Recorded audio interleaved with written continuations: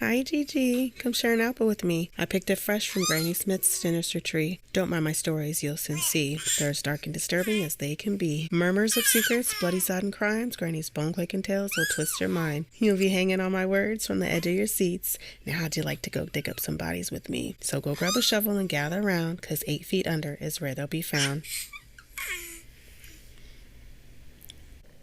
This podcast contains detailed discussions of real-life crimes, which may include descriptions of violence, sensitive subject matter, and other potentially distressing content. Listener discretion is strongly advised. The material is intended for mature audiences only and may not be suitable for children or those who may find such topics triggering. Hey, what the hell is up? Welcome back to 8 Feet Under with Granny Smith. How are y'all? Hope everyone's okay. I'm finally feeling better. I was sick for like a week and a half. I don't know what it was, but it took me the hell out. But I'm better and we're back at it. A few people did reach out to me with some suggestions of stories they wanted me to cover, so thank you. I appreciate that. They have been added to my ever-growing list of cases that I want to talk about. So again, thank you. We will get to those. Today I have a story that I can't really remember how I come across these stories usually. I know I was watching, like scrolling, whatever, I don't know, Netflix, Hulu, whatever, and I was watching a movie or a documentary or something on it, and it has been under my skin ever since because it is a mystery and it is a true definition of whodunit. I'm the type of person that I love a good thriller, a good whodunit, but then at the end, I want to know whodunit. You know, like if I'm left hanging with no answers, it will bother me until the day I die. And this is one of those stories. So today we're going to go back a little bit, travel back a little bit in time to the late 1970s to a little town in Ohio where the residents were literally terrified to check their mail. And as ridiculous as that may sound, it will make sense. So stick with me. There was an unknown mystery writer that some way, somehow knew everything about everyone, and he or she was on a mission to expose all the town's tea.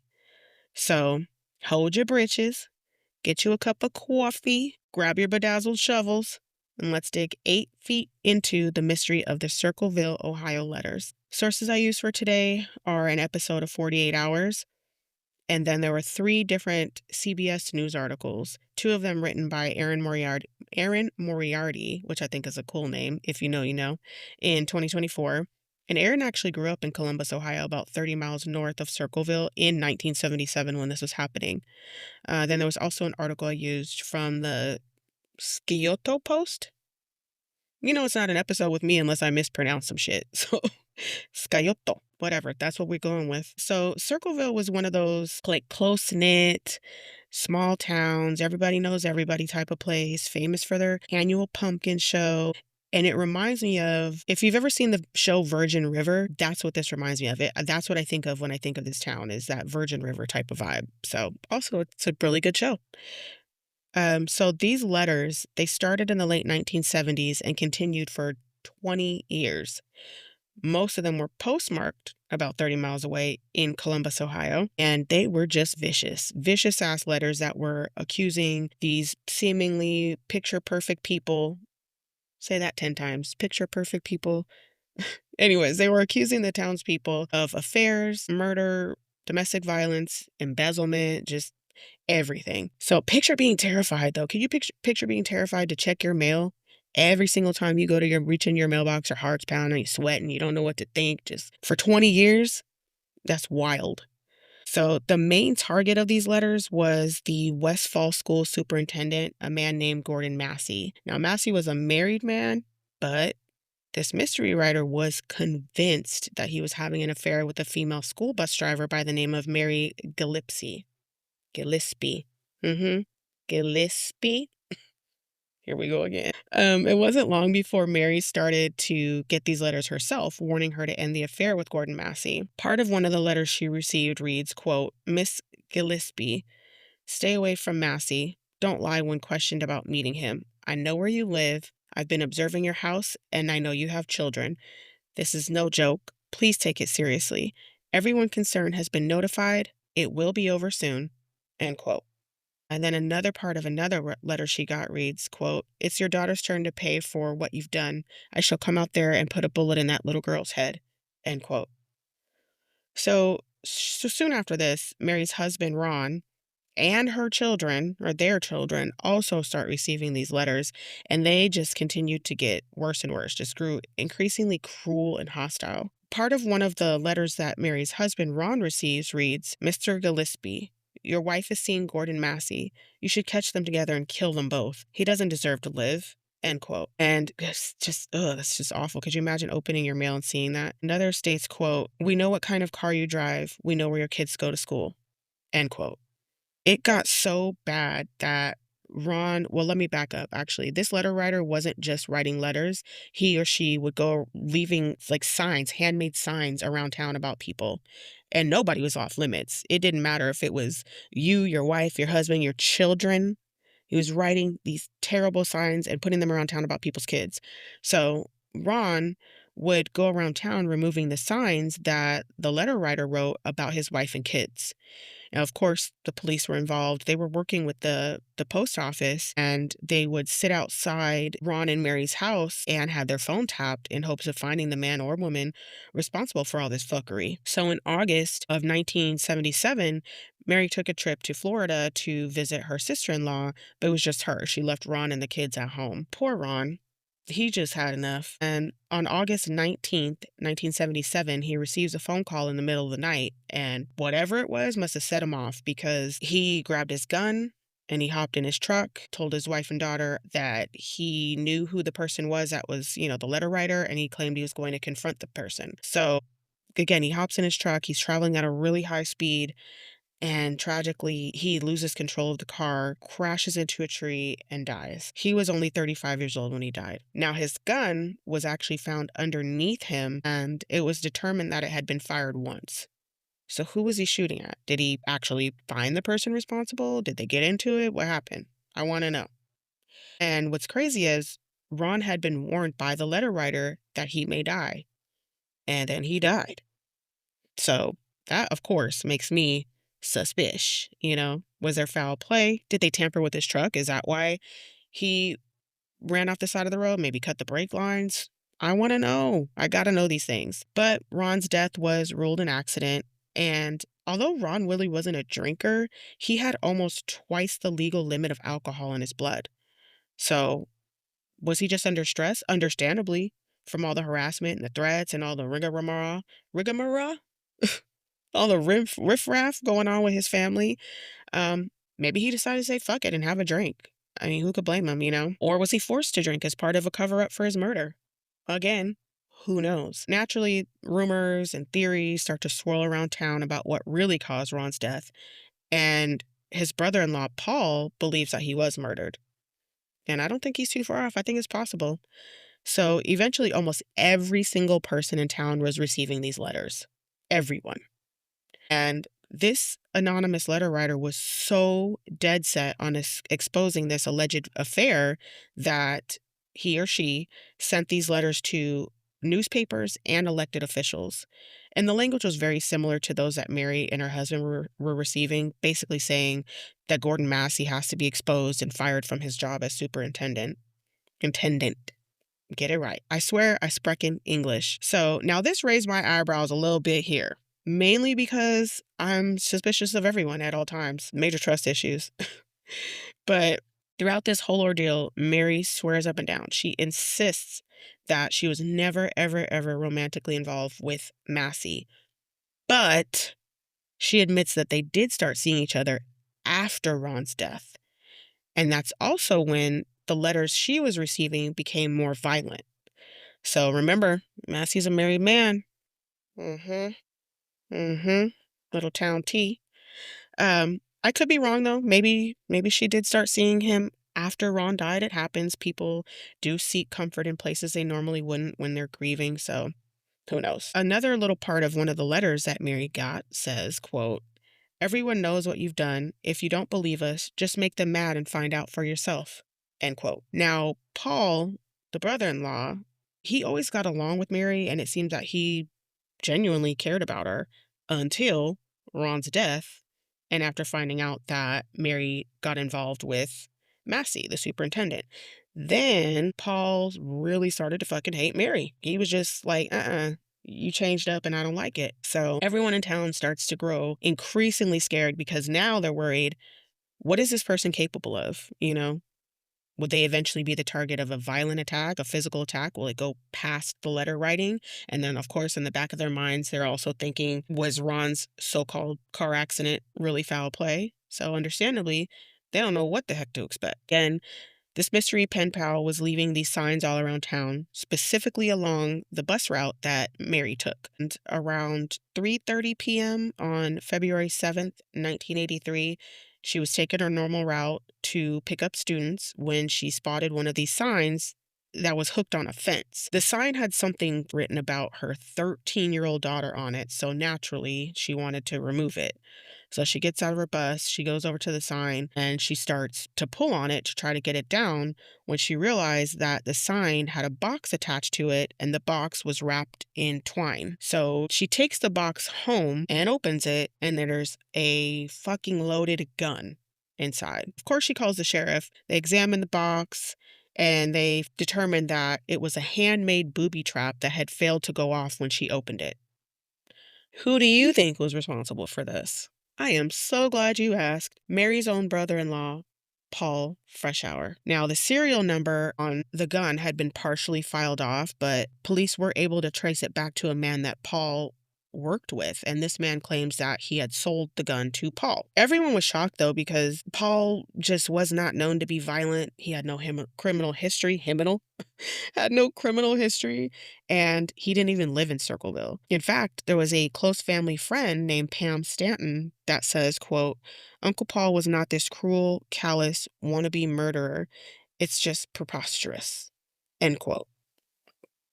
So, even though the police were able to trace the gun back to Paul, he was adamant that he was not responsible for this booby trap device thing and that the gun had been stolen from his house several weeks prior. But his wife, Karen Sue, who was Ron's sister, tells police she thinks Paul is the Circleville letter writer. She claims to have found part of a torn letter in the house, as well as a few other letters hidden around the house.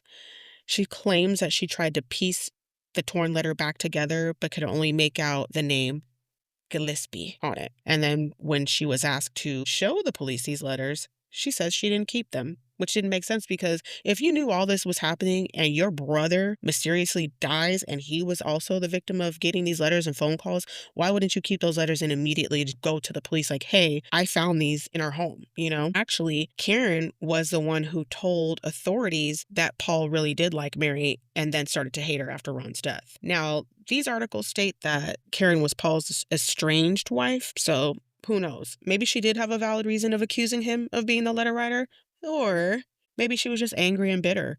I mean, it seems like she was intentionally pointing the finger at Paul, Conveniently, she found these letters and all of a sudden he really hated Mary. Who knows? Could she be the letter writer? Just trying to frame her husband? Or did Paul really blame Mary for Ron's death and seek revenge in that failed attempt to kill her with that booby trap?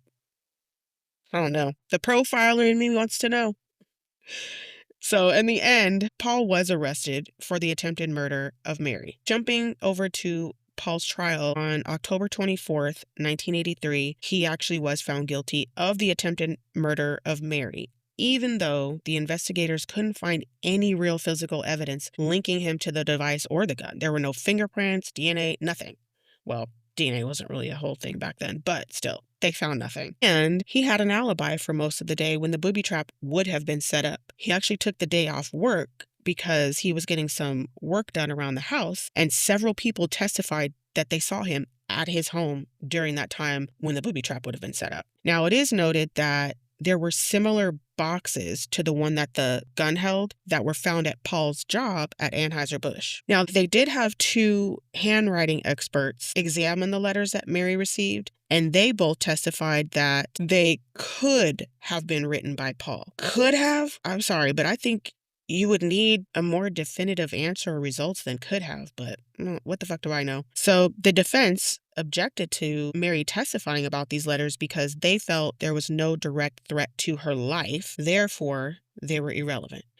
Still, the judge allowed 39 letters into evidence. And by the way, one of the handwriting experts was originally a witness for the defense, but it ended up agreeing with the prosecution, testifying that the handwriting could have been Paul's. So that had to be a super blow to them. Like, hold on now, you were on our side and then you just switched it up over to the other side. Like, wild.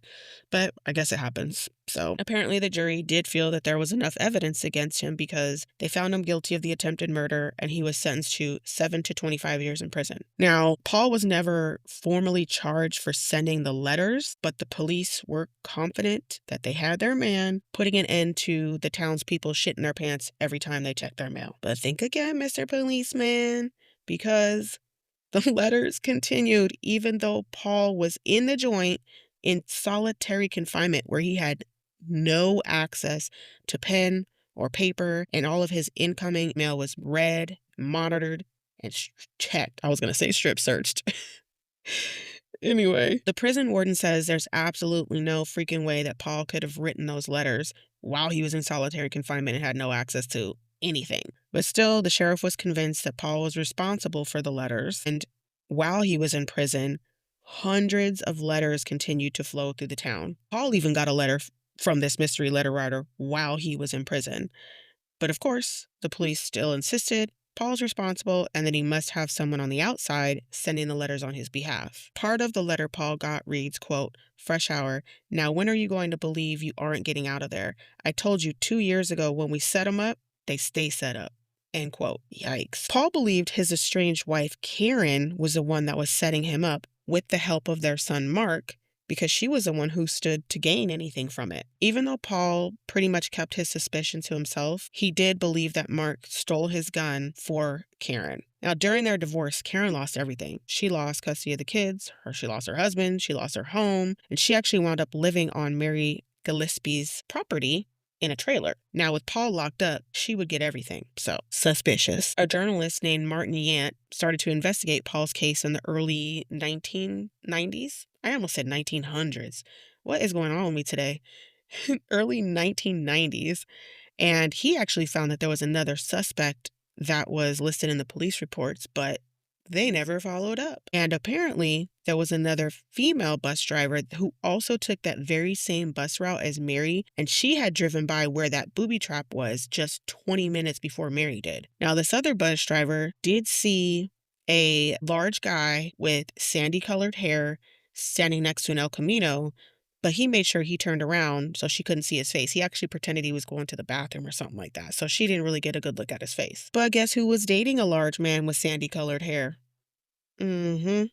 Paul's estranged wife, Karen. Now, it seems like they never really looked into the El Camino, but it's reported that Karen's brother did have one. And according to the Scioto,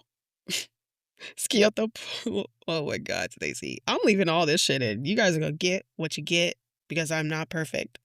According to the Scioto Post article, in 1993, an inmate named Thomas Lee Dillon, who had a history of violence and was serving life in prison for murder, he wrote a letter to Columbus Dispatch confessing to the Circleville letters. Now, Dillon's letters were examined.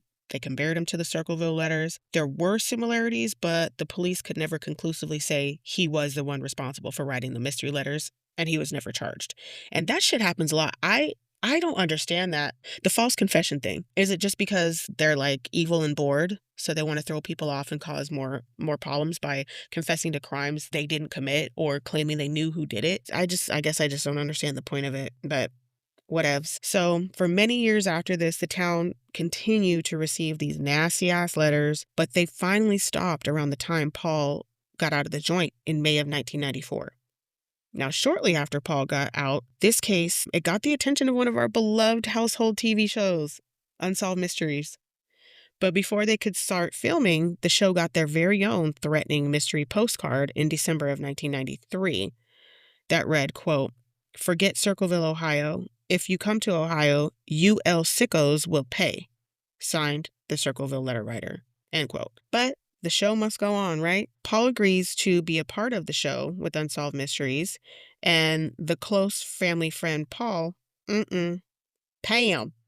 Pam Stanton. Every time I say Pam, I think of Martin. Pam Stanton agreed to be interviewed on the show. She actually got a call from Karen, the estranged wife, warning her not to participate in the film and that it would be in her best interest not to. So apparently Karen was not happy that Unsolved Mysteries wanted to cover this case. Bitter Karen was not a part of the show, but she sure as hell kept track of everyone that was. She was lingering around, sitting outside, taking pictures of everyone that was coming and going for their interviews. Again, wild.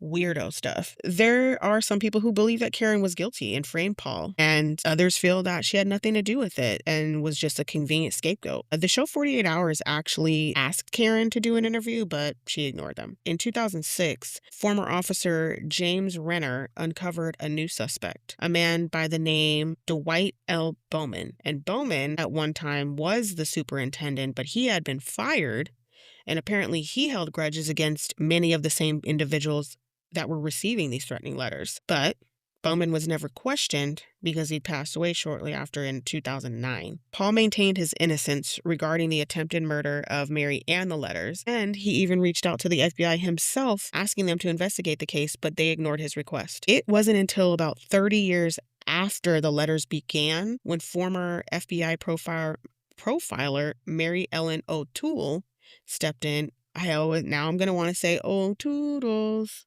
I've been watching Mickey Mouse with my Gigi.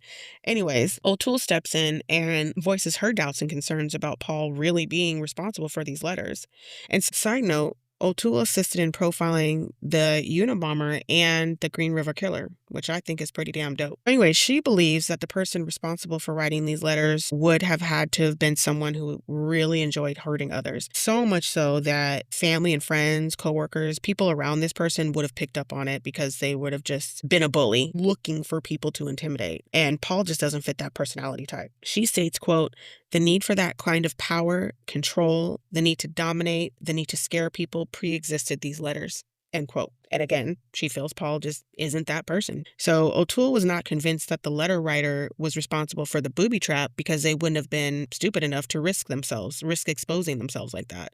She states, quote, "I think there's certainly a possibility that the booby trap was put up by somebody else who took advantage of the situation," end quote. So O'Toole winds up examining about 98 letters, including ones from the very beginning in 1977, in hopes to find more clues as to who this letter writer is, or at least the gender. She noted statements from the letters such as, quote, "I'm the boyfriend of a woman," end quote, and, quote, "Don't flirt with my girl," end quote, which is clear that the writer wants you to think he's a man, which could also mean it's likely actually a woman trying to throw people off.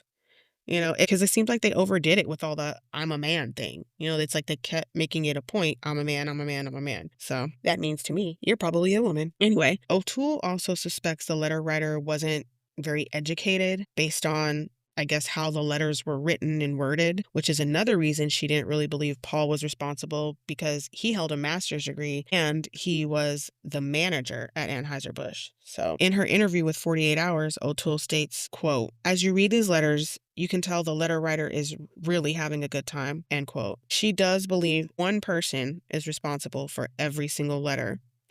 And she says, quote, "When you have one person and one person only who has that secret, that one person can take that secret to the grave," end quote. Which makes sense because honestly, I mean, I'm no criminal, but from what I've heard, the less people that know about some shit, the less likely you are to get caught. So, I mean, that theory makes sense that it's one person, but damn, you have to have a lot of time on your hands. All these, for 20 years, all these letters, knowing everything about everybody, man.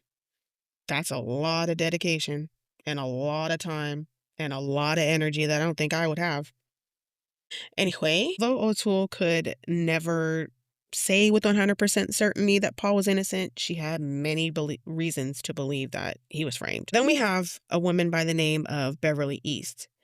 She was a forensic document expert who was asked by 48 Hours to perform an analysis on some of these letters. Beverly examined 49 letters that were written from the 70s through the 90s, and she noticed some distinct characteristics in the handwriting, like the way the G was unusually written to look like the number 6. So the letters she examined, she compared them to a sample that she was given of a letter that was written by a man to his friend. After comparing the two, she swears she knows who wrote the mystery letters. She states, "I would go into court and swear on the Bible on the evidence I found." End quote. Now, whose letter was she comparing the mystery letters to? Paul's. East admits that there were some characteristics that don't match and some patterns that don't match Paul's handwriting, but she did give about 100 examples of her findings that do match Paul's. East believes that Paul Freshour is without a doubt the person responsible for writing the Circleville letters. On the other hand, we have longtime family friend Pam Stanton, who is certain that there's no way Paul is responsible for any of this, no matter what any handwriting expert says. She's just not convinced. She just believes that he doesn't have it in him. He's just not that kind of guy. She's known him forever, and this is like a second father to her. September 11th, 2002, when the body of a 39-year-old man was discovered in the Scioto River. This man turns out to be Karen and Paul's son, Mark, who had shot himself. Now, according to Karen, he had been battling with depression for many years. However, family friend Pam believes that Mark took his own life because he could no longer deal with the guilt of what he had done by framing his dad. Although Mark loved both of his parents, when they were going through that messy divorce and all that, he ultimately chose his mother over his father, and he never even visited Paul in prison. And when Pam asked him why he never visited his father, he just couldn't really give an answer. He just said he couldn't do it. Some people still believe that Paul wrote all the letters prior to his arrest and then had someone mail them on his behalf, which is just crazy, wild. Hundreds and hundreds of letters? And he was a manager? When the hell would he have found time to do all that? Whatever. But here's a little mindfuck, though, at least for me. His fingerprints were found on about a dozen of these mystery letters that were postmarked while he was locked up. So to me, I'm thinking he's framed because, like, for example, my grandmother was old school. Even when you're able to pay your bills on the phone, online, whatever, she still sent them in via mail. She wrote letters and sent them to people in the mail. She sent your birthday cards in the mail. Everything was in the mail. So she had a stack of envelopes, a stack of pens, a stack of paper, and her little stash of forever stamps. Now, if I were to go in there and take a couple envelopes with some gloves on, they're going to have my grandma's fingerprints on them, right? To me, why is it only a dozen, though? Why is it only a dozen envelopes that have his fingerprints on them? Because if he was responsible for writing hundreds and hundreds of letters prior to going to prison, wouldn't there be more with his fingerprints? That's got me thinking somebody close to him who had access to his home took those envelopes or paper or whatever it was and used what he had left to write those letters. So, but again, what do I know? So on June 28th of 2012, Paul dies at the age of 70. He was still fighting to prove his innocence until the day he died. During an interview 36 years prior, Paul states, "When I'm dead and in my grave, people are going to believe I'm sending those letters," end quote. I don't know, it just kind of makes me sad because if he really was innocent, which I kind of think he was, could you imagine doing 10 years in prison for an attempted murder you didn't commit? Then when you get out, the entire town hates you because, well, most of the town, there were people that thought he was innocent. So, but you know, you've got this lingering over you. It just never goes away. People thinking that you were the one that was responsible for terrorizing your community for 20 years. Who knows? What do you think? Who was Paul Freshour? Was he genuinely a good man, family man, loved his kids, loved his job, couldn't harm a fly? Or was he a manipulative, evil mastermind? To this date, no one has ever been charged with the Circleville letters, and the Pickaway County Sheriff's Office closed the case. And that, my friends, is the story of the mysterious Circleville letters. If you want to see the letters, you can Google them and hit images and a bunch of them pop up. I really, really do want to know what people think about this. What do you think? Do you think it was Karen, the ex-wife, and her son, or their son? Do you think it was Paul, who's just maybe a very, very skilled psychopath and mastermind? Do you think it was somebody else in the town? Do you think it was Mary herself? Oh my gosh. What if it was Mary? I mean, what better way to throw people off your scent than to fake your own attempted murder? Because how convenient was it that the gun didn't go off? Or maybe that was just God looking out for her. Who knows? But, and even though she was never really named a suspect by police, I don't know. I'm kind of leaning towards Karen. I think she might have been the culprit. And what's up with the quote unquote we in the letters? Was that just another way to throw people off because like the handwriting experts and the FBI profilers say it was only one person. There was only one person that wrote all those letters, but that doesn't necessarily mean only one person was involved because how could one person know every single thing about every person in town and gather all that intel for 20 years? If it was like a little cult of them or a little crew of them just going around getting all the information, reporting back, and then one person wrote the letters. Who knows? Tell me what you think. Hope you enjoyed the story. And as always, you can follow me on IG and X or Twitter or whatever you want to call it at the number 8 FTUNDER_GS85. I hope Usher don't sue me. Don't sue me, Usher. The first time that came out of my mouth, it was an accident. I don't know. I just came out and now I can't stop saying it that way. So deal with it. Feel free to DM me with any suggestions on stories, or even if you have a little story that you know of or happened to you and you want me to share it, I can do that on the next episode, read it or whatever. But until next crime, stay safe, stay hydrated, and remember, an apple a day keeps the damn murderers away. Goodbye.